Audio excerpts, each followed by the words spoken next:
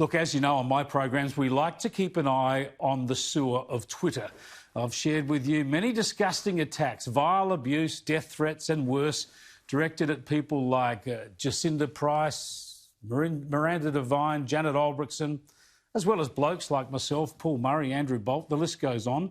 Sometimes I've tracked down the real people behind these phony Twitter accounts, exposed them here and had them banned from Twitter for a while. But it's kind of pointless. You feel like the Sorcerer's Apprentice. The mops and the buckets just keep coming. On Twitter, there's always more filth and bile to drown in. Still, it was interesting last night to see that the ABC's MediaWatch, which usually tries to appeal to the Twitter-level political memes, they finally seemed to wake up. First, the host made sure he had his usual weekly swipe at News Corp or Sky News. Hello, I'm Paul Barry. Welcome to MediaWatch. And that was Sky's Chris Smith preparing to unload on one of Australia's top TV journalists. That journalist was 7:30's Leigh Sales, who was rightly criticised by Chris Smith for aggressively grilling Scott Morrison in a way that ABC hosts never test Labor or Greens politicians.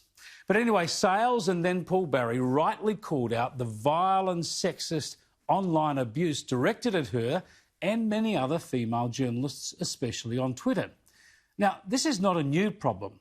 In this column in The Australian more than 6 years ago, I highlighted the disgusting attacks on Twitter and explained while they go in all directions, most of the vitriol comes from the dominant green left voices on the platform, and women cop the worst of the attacks.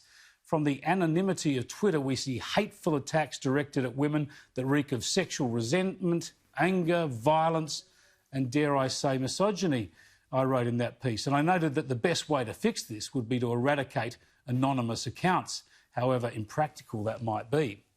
Anyway, MediaWatch seems to have decided that instead of their usual game of priming Twitter attacks with their media conspiracy stories or standing by and watching, they are now promising to join us and stand guard.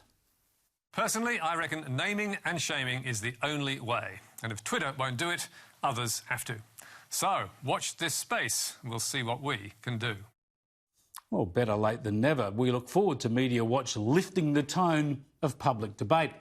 Let me suggest Barry can start by just checking what his Green Left colleagues have to say on Twitter about my colleagues Peter Credlin and Rita Panahi, for instance. That'll give them enough material for a few months. Then they might check on how Twitter treats female politicians who commit the sin of being right of centre. Better still, here's some tweets to start with. There's ABC host Yumi Steins telling Scott Morrison he's a problem as Prime Minister and he should shut his effing pie hole, as well as something about a-holes before telling him to F off. Or there's ABC favourite Mike Carlton telling Bettina Arndt to F off and see a psychologist. You could fill a show with Carlton's attacks on women. Then there's often foul-mouthed ABC host Benjamin Law attacking Miranda Devine as a snide C-word. And there's also the ABC's Adam Hills suggesting Australia should hang Pauline Hanson from the Harbour Bridge. Yep, I applaud Paul Barry for belatedly joining the campaign against vile, violent and sexist abuse on Twitter. And the good news for him is he won't even have to leave ABC headquarters to track them down.